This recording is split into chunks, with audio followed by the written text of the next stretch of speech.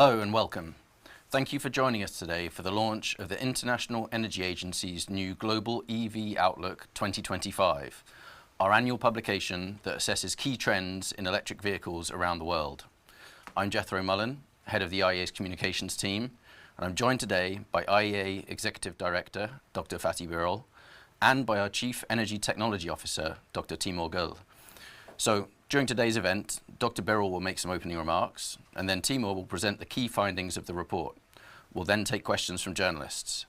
For the journalists taking part in this press webinar, we invite you to send your questions via the Q&A function in the Zoom. You can do this at any point during the presentation, and we'll also take a 2-minute break right after the presentation for you to enter your questions. And with that, I'll hand over to our Executive Director, Dr. Birol. Many thanks, Jethro. Greetings, colleagues from the International Energy Agency headquarters in Paris. Today, as my colleague Mr. Mullen mentioned, we are launching our report, the Global EV Electric Vehicle Outlook 2025. It is a report we have been publishing since a decade, 10 years. And it has been widely recognized as the definitive source of information analysis on electric cars. Dear colleagues, in this report we look at the production, manufacturing of EVs, the sales, technology, batteries, the entire supply chain. And today, when we look at the numbers, I will tell you in a few minutes some of the headline numbers.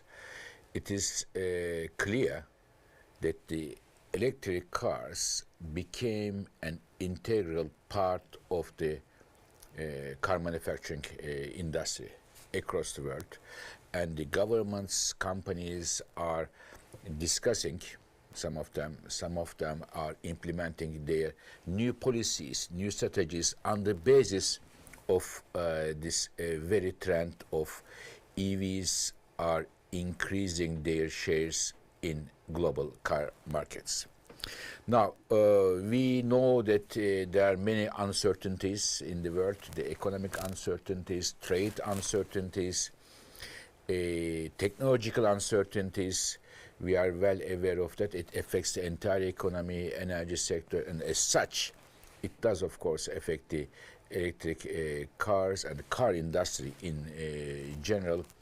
There are also a lot of questions about the EVs their sales are going up or down. There are different narratives driven by different reasons. And what we do at the IEA, we look at the data. We are going to share with you the data, what we see. As I say, always data always wins. So therefore, we come up with data and share the data with you. It is up to you and the analysts, commentators, governments, industry leaders to decide how they assess the role of EVs in the world. First, 2024, what happened? This data which is already there, and our numbers show that despite the many headlines suggesting that the EVs are not doing good in terms of sales, our numbers show another record of sales of 17 million cars around the world. And this would mean an increase of 25% of the sales compared to previous year. And this is mainly driven by China, as we all know. But the interesting news is here, when I look at the data, I see that some emerging countries are also seeing a very strong increase of EV sales, starting from a low base, but the increase is very steep, very strong, such as in Vietnam, Thailand, Brazil, Indonesia, and elsewhere.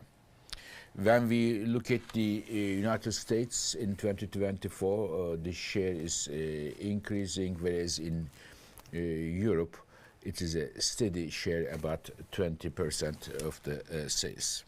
Now, more exciting, news is 2025. What is happening this year?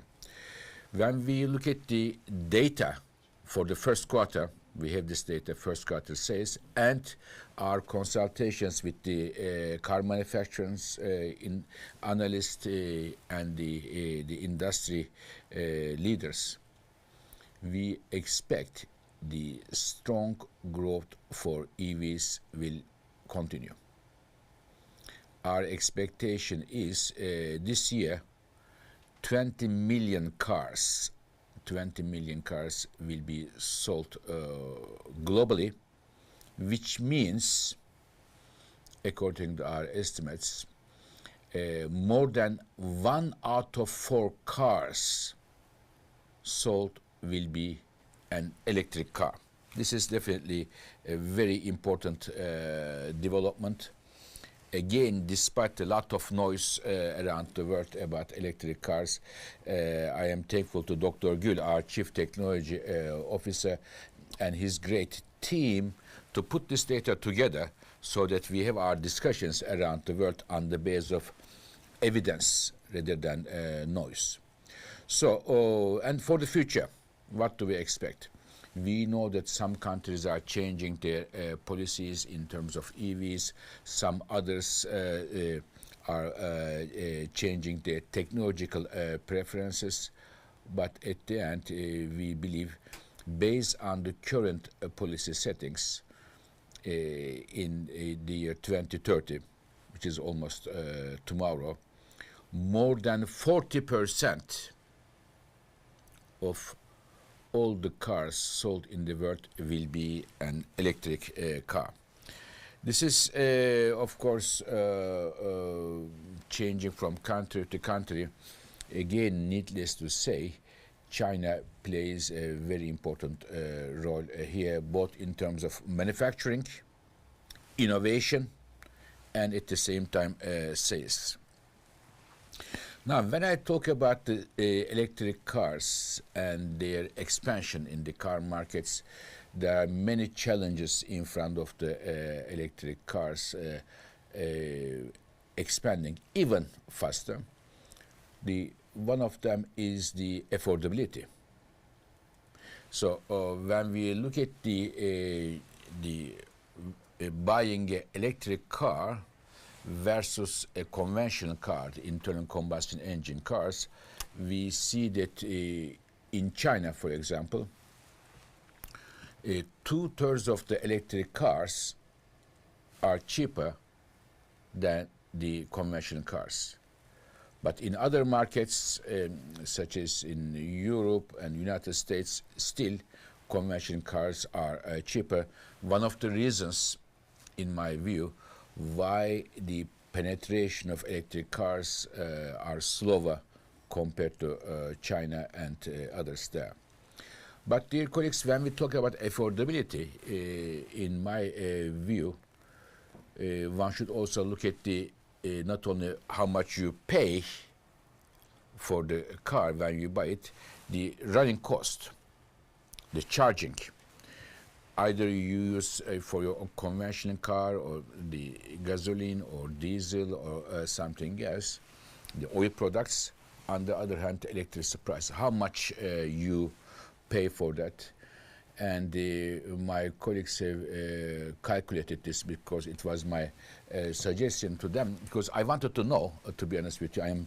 I should also mention that I am thankful to my colleagues, Araceli Fernandez. She is in charge of a lot of technology work we are doing here, and also Elizabeth Connelly, who was the key author of this report, and Leonardo Paoli for their great work calculating all these important numbers, and we try to bring them together. So what is the result?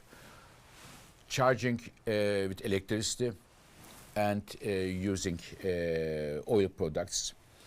On a kilometer driven basis, with the current prices we have today, about $66, in all key markets, it is cheaper to run your car with electricity. all key markets. And there is a question, what happens to oil prices if the oil prices go down? We look at, for example, the RSL, Leo and Elizabeth look at the numbers for EU, which is a lot of discussion in EU. With the current European electricity prices, even oil prices would go to $40. It is cheaper to run your car on electricity, they found out. I thought it is important to have a complete picture for affordability, not only buying the car, but renting the car, whatever you have. So, dear colleagues, I also wanted to say a few words about the implications of expansion of EVs on energy markets. We see that for example, we talk about China.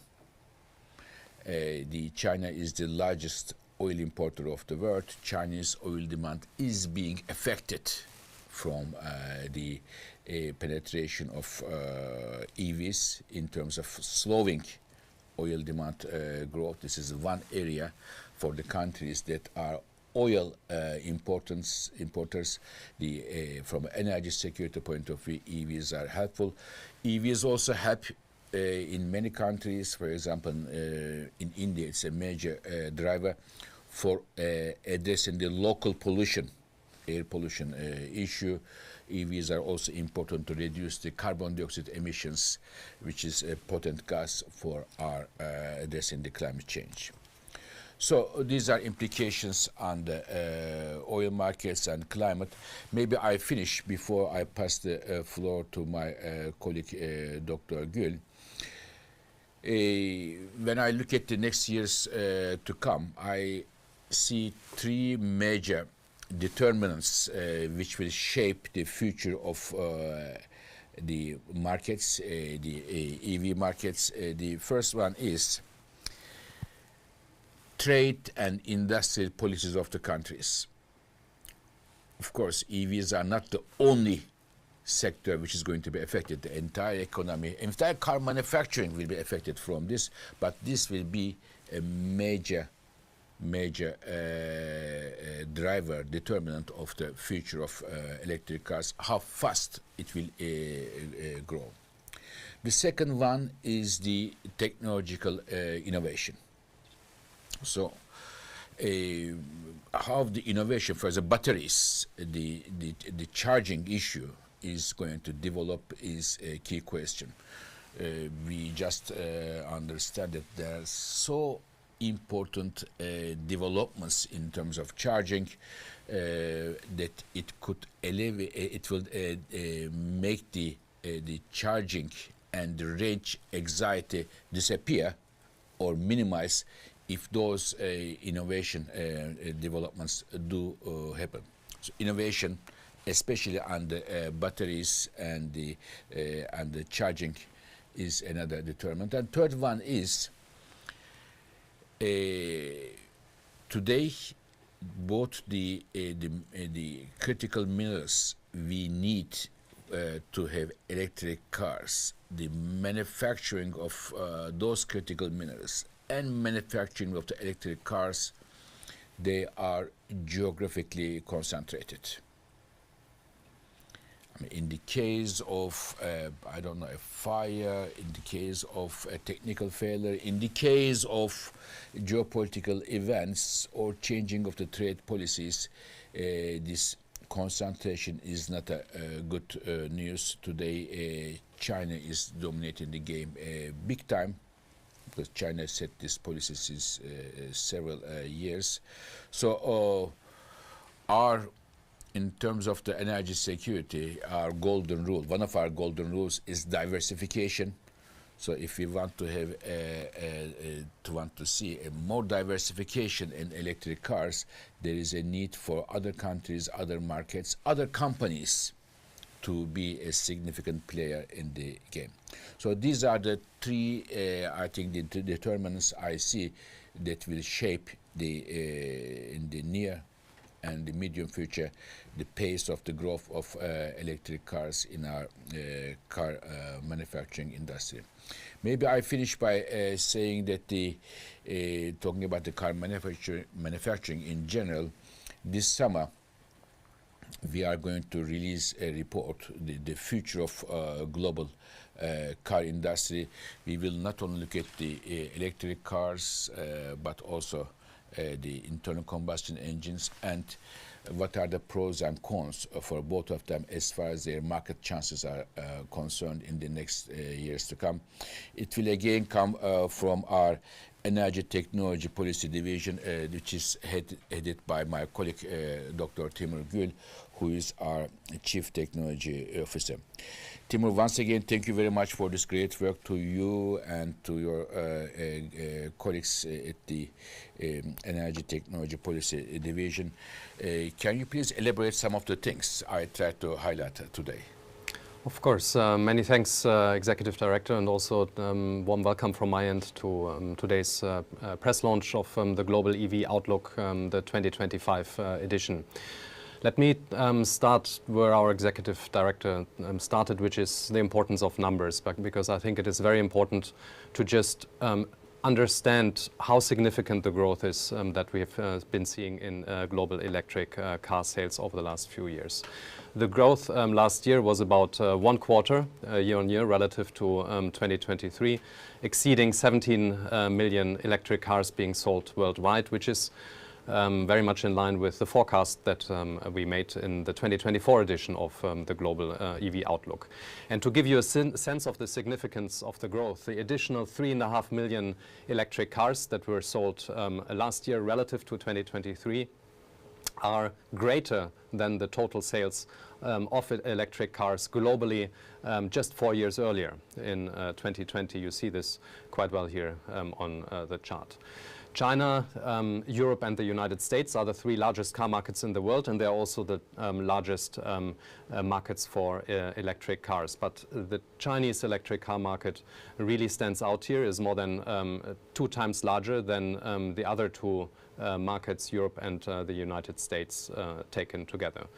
Last year, China alone sold 11 million electric cars, which is around 2/3 of total electric car sales in 2024. What's important here to recognize is that this strong, continued, very sustained growth that we've seen in electric car sales in China in recent years is now also very visible in the streets in China, in Shanghai, in Beijing, wherever you look. The reality is that the sales are now translating into a stock.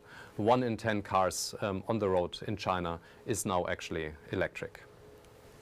For this year, we are expecting further growth despite the uncertainties that our Executive Director already highlighted. The sales globally were up 35% year on year in the first quarter of 2025, with growth really in all major markets. A higher growth than in the first quarter of the previous 2 years, both in absolute and in relative terms. So it's very significant what we are seeing here. Our expectation for the whole year is that electric car sales will exceed 20 million over the full year, pushing its global share up to more than 1 in 4 cars sold being electric by the end of the year.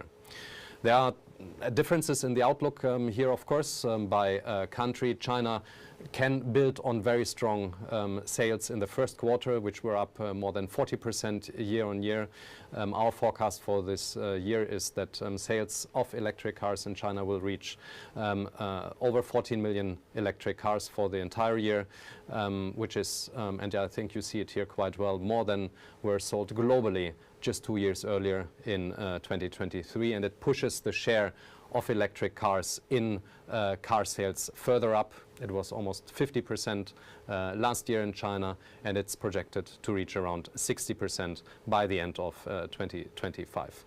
There are many reasons, of course, as everything. There are many reasons to point to in all areas of life in many ways, and policy is obviously one important reason here. The continuation of the incentives that were introduced last year to replace older vehicles is certainly one of them that is important and underpinning our 2025 expectation. But the main reason is really the for our expectation is really the affordability point that our Executive Director already pointed to. Electric cars in China became cheaper and cheaper and cheaper over the last couple of years, of course in parts driven by falling battery prices, but also by the strong competition that we are seeing in the industry. Last year, 2 out of 3 electric cars that were sold in China were cheaper than the average conventional car at the point of purchase, even when excluding tax exemptions for electric vehicles. So competitiveness now is really the driving force behind China's leadership in electric car sales, and no longer just policy.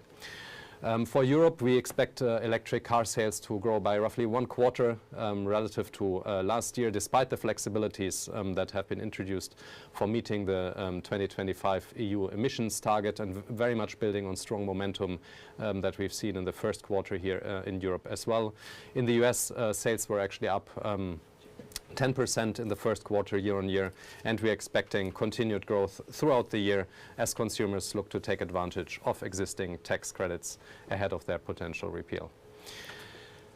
We always emphasize the growth in the 3 main markets, China, Europe, and the United States, and there are many good reasons, of course. China's growth here in particular has been remarkable. 2024 marks the 4th consecutive year in which the share of electric cars in total car sales in China grew by about 10 percentage points year on year, so very significant growth that we have seen just in a couple of years of time.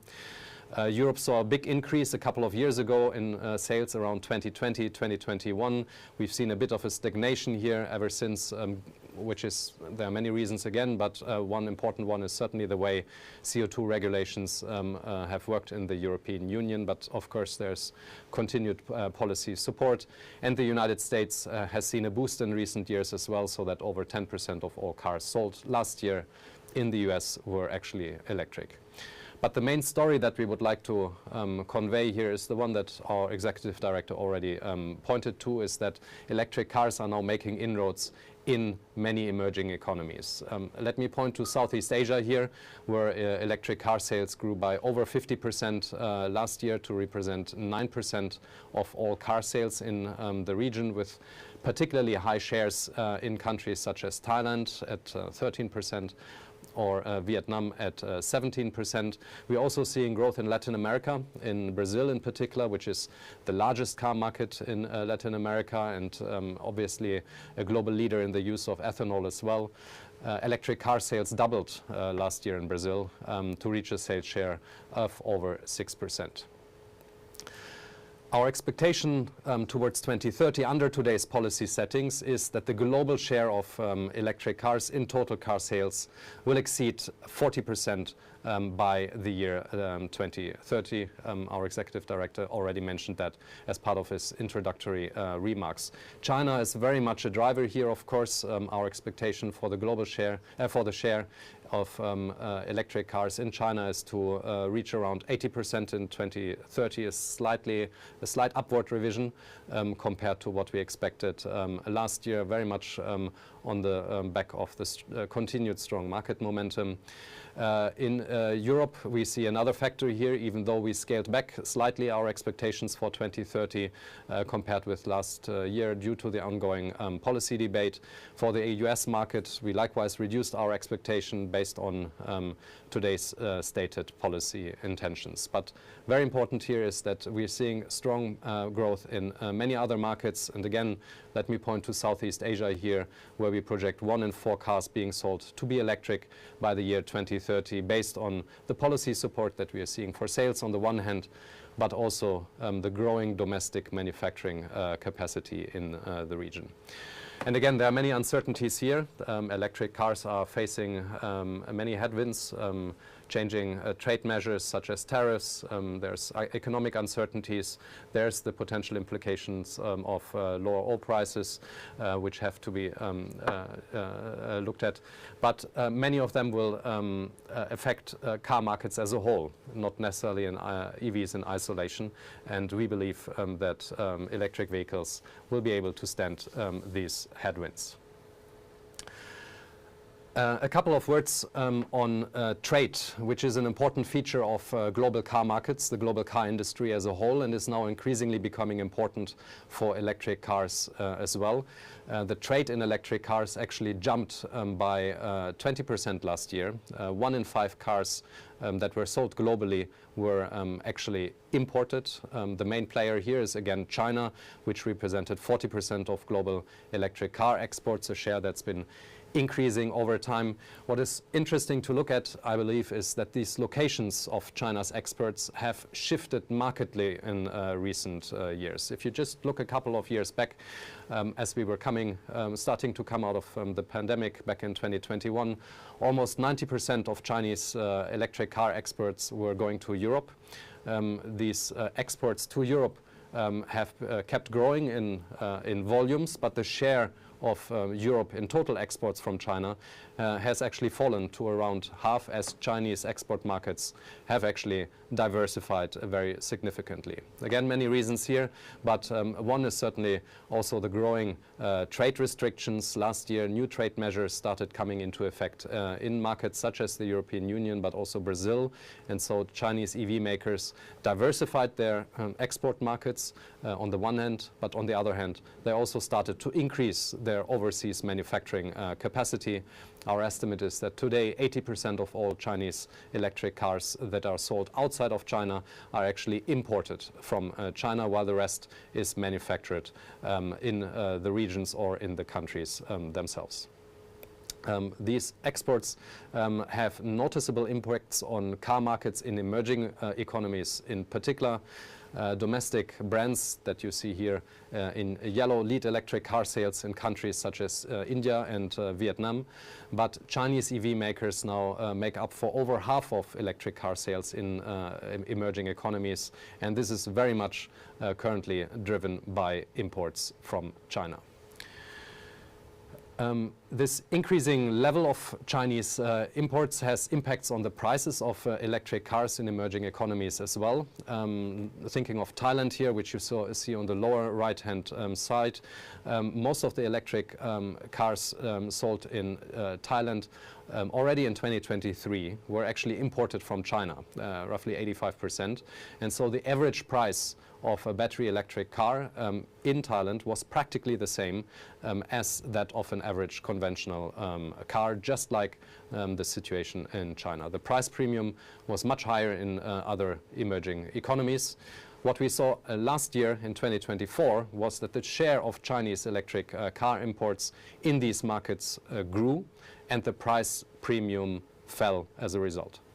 In Brazil, the price gap between, you see it here in green, the price gap between battery electric and conventional cars shrank from over 100% in 2023 to just 1/4 in 2024, as Chinese electric car imports grew from 60% to 90% of the country's EV sales. And you see very similar developments in other emerging economies as well. Now, the price premium matters hugely for consumers, of course, for the electric car outlook as a result, but there are also other factors to keep in mind that matter for consumer, and one of them is certainly the convenience of charging. Home charging is today the most popular way to charge the electric cars for those who own one, but not all current nor all prospective EV owners have access to private parking spaces where they can install home chargers, of course. And so public charging is very important for EVs to make it into the mass market. There are, broadly speaking, two types of chargers that can be distinguished, slow and fast chargers that you see here on the screen. In the public domain, slow chargers are typically in urban areas. There are a solution there for those EV owners who do not have access to home charging, and they represent the largest part of public charging infrastructure globally. Outside of urban urban areas, that is typically on highways, fast chargers are the key to enable long-distance trips, of course, and governments have been supporting their deployment in recent years quite significantly. In China, of course, but also in many other regions. Think of the European Union here, for example, where the alternative fuels infrastructure regulation requires member states to meet a minimum coverage of fast chargers along the core road network, and here the EU has come a very, very long way. Our estimate is that 85% of the highway network in the European Union now has fast charging stations every 50 kilometers. These fast and ultra-fast chargers are very important for reducing the time that drivers have to wait to recharge their cars, but they still today don't deliver quite the same service as conventional gasoline diesel refueling station. Take an ultra-fast charger as an example. It's on the right-hand side. It can deliver twice the range of a fast charger with one charging session alone. But even here, at the higher end of the range, 5 minutes of charging with an ultra-fast charger can provide only close to 200 kilometers of range to a battery electric car under optimal conditions. And there are actually just a few electric car models that are capable of charging at such high speed, in parts due to safety concerns, and these tend to be the models that are more expensive in the higher end type of segments. Many of you may have seen recent media reporting about technology developments, battery technology developments from Chinese manufacturers, and we would like to point out that they are very much worth noting in this particular context of charging time. They can allow battery electric cars to safely charge at megawatt scale chargers and provide up to 500 kilometers of range within just 5 minutes of charging, which is getting very close to matching the refueling of conventional internal combustion engine vehicles. Obviously, such chargers have not yet been rolled out at scale yet, and charging at this scale can stress power grids, could require grid upgrades. But here too, the search for innovative solutions is already underway. One approach that is currently being pursued in China is coupling megawatt chargers with on-site battery storage at the charging station itself. Also very important to recognize, we're looking at 5 minutes charging time here, but recharging a car in 15 to 20 minutes will actually be sufficient for many consumers for their long distance travels. But the important point that we would like to convey here is that technological progress in the battery space is very significant, and it's coming very, very quickly. As a final point, I would like to broaden the scope a bit and look at other vehicle modes. We have spoken a lot here today about electric cars, and for good reasons. This is very much because how important and rapid the developments have been and continue to be in this particular market. But in our report, we look at important developments in other vehicle markets as well, of course. The one I would like to highlight here is about electric trucks, where sales grew by nearly 80% last year, very much led by China again. This is still a very modest share in overall truck sales. Close to 2% of total truck sales last year were actually electric. But what happened in China is that this strong growth was very much thanks to tightened emission standards, incentives to trade in conventional trucks to purchase electric version, and of course falling battery prices that underpin the competitiveness in the car sector, but also increasingly for trucks. China is currently pursuing multiple pathways for alternatives for diesel trucks. Sales of LNG trucks, for example, have grown to more than 200,000 in 2024, which is roughly 5 times higher than in 2022. But the growth in electric cars, electric trucks is really worth noting from our perspective, because the purchase price of battery electric trucks is still much higher than for a conventional diesel truck, a factor of 2 to 3 times for a heavy-duty truck in China. But here too, the far greater efficiency makes battery electric trucks more attractive the more they are used. Our analysis suggests that already today, battery electric trucks in China that drive an average of 500 kilometers a day are actually cheaper to own and run than conventional diesel trucks, which is an important consideration for the profitability of truck operators, of course. We have not seen such competitiveness yet in other markets, but we do expect this to change. Our projection for 2030 is that we expect battery electric trucks to reach parity in terms of total cost of ownership with diesel trucks for long-haul operations across Europe and the United States, as well as they have already reached them in China. Together with the policy support such as emission standards, low emission zones that we are seeing in several key markets, this makes us believe that 1 out of 8 trucks sold globally in 2030 is actually set to be electric. With that, thank you very much for your attention, and back to you, Jethro.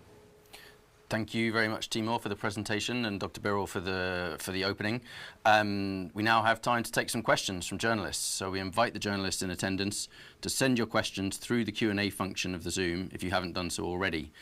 And please do mention your media outlet along with your question. We're just going to take a 2-minute break to give you a chance to enter your questions, and we'll be right back.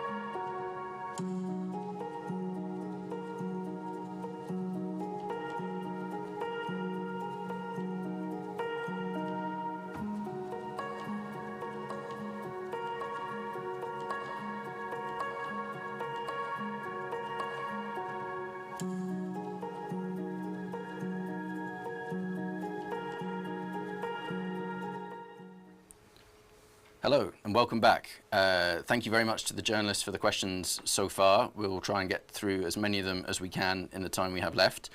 To start with, we have one on a kind of a general one, but this report is about EVs. But for the IEA, what does the IEA see in terms of the impact of EVs on energy markets? And then we have a question from Timaz Chernix from Agence France Presse asking, what are the most effective incentive schemes? And also, do you see Western manufacturers keeping up with the Chinese? We also have a question on electric car sales in Europe, which seem to have stagnated, and the future prospects seem pessimistic. How do you explain the positive outlook for Europe in the report? And then a question from Nathan Eddy from Automotive News. If growth in EV sales in China is primarily driven by affordability, shouldn't the EU be encouraging rather than impeding import of low-cost Chinese EVs to help the EU meet its stated emissions targets? And then a question also from Melissa Eddy from the New York Times, asking about the price of oil and the role it can play in demand for EVs in the future, especially with the US seeking to increase oil production while at the same time reducing incentives for EVs. So I think if I can maybe group together, there's the question on the impacts on energy markets, and then also how energy prices can affect EVs. So I guess cutting both ways, if perhaps Dr. Birol could speak to that, and then Timur can try and cover as many of those other ones as he can, cover across a few different areas. I'll pass to Dr. Birol first. Many thanks, Jet. In fact, the reason why we are putting a lot of resources, emphasis on the electric cars is it is affecting the energy markets. It is affecting the energy markets in many ways, but two of them are important. One is the oil, the most strategic commodity today in the world, and a big chunk of the oil consumption globally comes from the transportation sector, especially from cars. So it is the reason 2 years ago we said global oil demand growth set to slow down for many reasons, including the increase of EV sales in China, the largest oil importer of the world, and other countries. So as of today, when you look at the data for 2024, 2025, oil demand growth, IEA was once again spot on. The oil demand growth is much slower than previous years, despite, for example, nowadays a lower price environment. And when we look at the future, we see that the more and more countries push for EV support policies, especially those who import a lot of oil, in order to reduce their oil import dependency. So on one hand, the penetration of EVs helps to slow down of the oil demand growth globally, as the numbers show clearly. It is also a driver of the strong electricity demand growth. IEA has again identified that we will use a lot of oil, gas in the next years to come, but we hear the steps of entering an age of electricity where the electricity demand will grow stronger than previous years. In addition to the usual established electricity consumers we have now, the increasing number of people around the world using air conditioners, very strong growth there. Second, artificial intelligence. Data centers are electricity hungry, that one. And third, the electric cars. So they are driving the electricity demand growth. And we see, on one hand, on the driving of the electric cars, oil demand slower, and increasing the electricity demand faster. So two different implications for different challenges, of course. On the electricity demand, we talk about oil a lot, but on the electricity demand, it's a major challenge to build more power plants, and also the building out grids and interconnections. So on the price side, again, our numbers show that with the current price levels, we have about $65–66 today, the oil prices. The charging your electric car at home is a more profitable business in most of the, if not all, key energy markets. And again, we have calculated this for Europe. Even though the price would go down to $40, of course we don't adjust the assumption. If it goes down to $40, it is still cheaper for the drivers to charge your car, electric car at home, and drive that way. So from an affordability point of view, from charging point of view, electric cars provides an important alternative vis-a-vis the oil consumption. But of course, affordability is not only charging, fueling, it is also buying the car. Here in most markets, there's a significant gap in favor of the internal combustion engine cars. Thank you. Thank you, Dr. Birol. So, Timur, how would you like to start? Well, I noted three points essentially about EU regulation, the imports from China, and kind of what policy works best, if that's a good summary. So maybe just to start with the EU regulation, I think it's important. It's true that the sales share in Europe has stagnated over the last couple of years, roughly since 2021 or so. But this is really related to how EU regulation works. There were changes in subsidies in different countries at different points in time. Of course, they did matter, but the CO2 standards are derived in a way that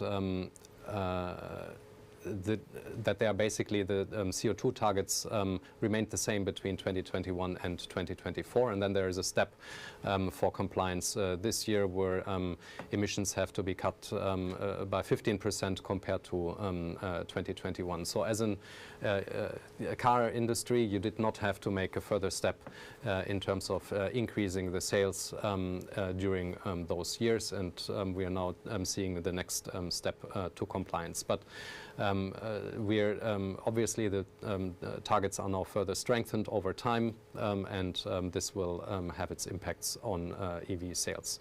Now, on imports from China, is a very good question, to be very honest, but I think it's first and foremost important to keep in mind that these imports are actually happening.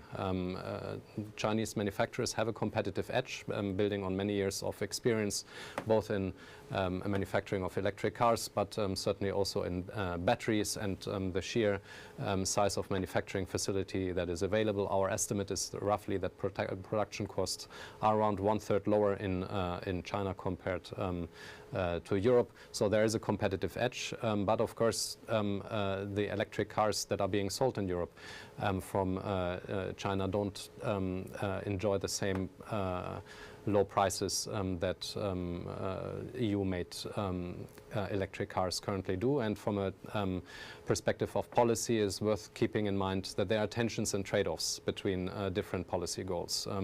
Yes, electric cars can help from an energy security perspective by cutting oil use, oil imports, which is very important for Europe.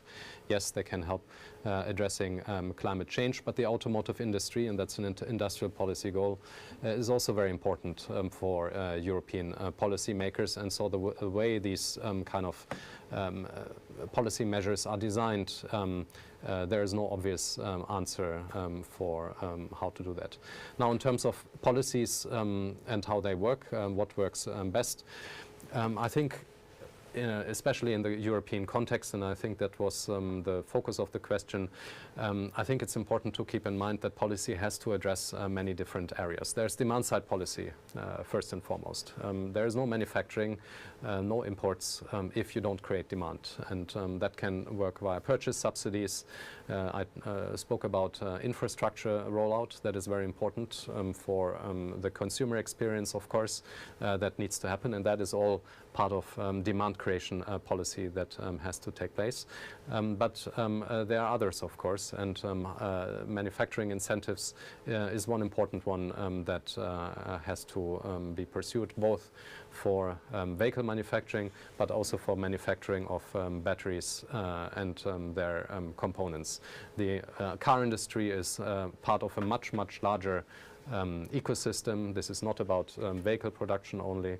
There's component part suppliers that are associated with it. There's aluminium production, there's steel production, and much more. And this is exactly why we are working on that report that our executive director already highlighted earlier in his intervention on the future of the global car industry, to understand what are the implications of different strategies and potential policy measures that can be taken in order to address the competitiveness gaps that we are currently seeing in between different regions. Back to you, Jethro. Thanks, Timur. We've gone a little over time, but there's a few more questions. We'll try and squeeze a couple of them in. One from Alok Gupta, asking, an independent journalist who's asking what role incentives and subsidies play in making EV prices in China competitive to conventional cars. And then also a question from Chandra Shekhar, also an independent journalist, asking how the EV boom will impact the metals market, the market for things like critical minerals, lithium, and so on. So perhaps, Timur, just a quick word on subsidies and how that affects demand in China, and then Dr. Birol can perhaps speak a little bit about critical minerals. So yeah, over to you, Timur.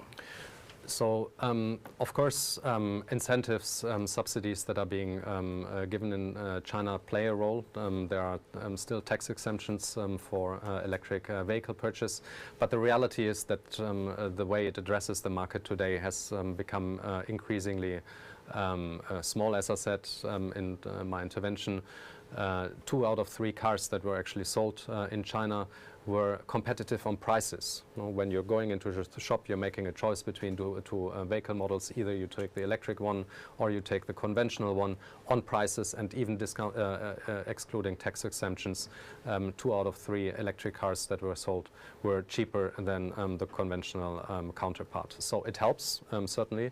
Incentives, subsidies, and I mentioned a few others that are in the Chinese markets, but they are no longer the dominating factor in the market take-up of China. Competitiveness, affordability is the one that drives the market uptake.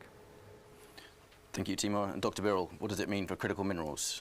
Thank you, Jethro. As our journalist colleague asked, the EV expansion has significant implication of the critical minerals.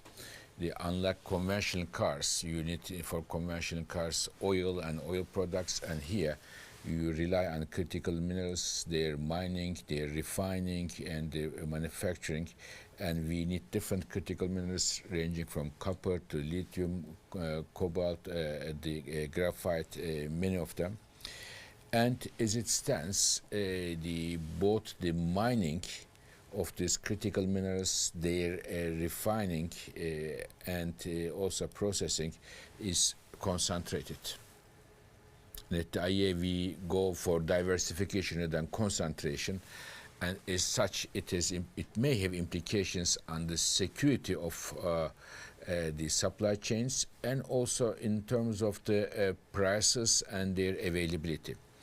So the most important thing here is for the IEA, for us, to see what is the mining, investment, production, manufacturing of critical minerals, and we follow them very closely since 4 years. Here we have colleagues who are following the markets very closely. And another reference report for the world we are going to publish next week, I guess, Jethro, next week, Global Critical Mineral Outlook. We will look at all the critical minerals, the investments there, the price developments, and our expectations for the future, whether we see a tightness or not, what are the challenges there, including the challenges from the market point of view to energy security point of view. I would invite the interested colleagues to to the launch of our reference report, Global Critical Minerals report next week. Thank you. Thank you very much, Dr. Birol. That's all we have time for. We've covered as many questions as we can in the time we have, and actually gone quite a bit over time. If any journalists have questions that didn't get covered, we invite you to reach out to our press office, and we'll get back to you as soon as we can. Thank you very much to Dr. Birol and to Timur. Thank you to the journalists for the great questions, and thank you to everyone following this event online for your interest in our work. The full Global EV Outlook 2025 is freely available on our website, along with the Data Explorer that lets you dig into the numbers yourself. So do please take a look. And as Dr. Birol mentioned, we'll be back next week on the 21st of May with our Global Critical Minerals Outlook 2025. And then this summer, do stay tuned for the special report on the future of the global car industry that Dr. Birol also mentioned. I think they'll be unpacking even more of these trends and analysis that we've been talking about. So thank you very much and goodbye.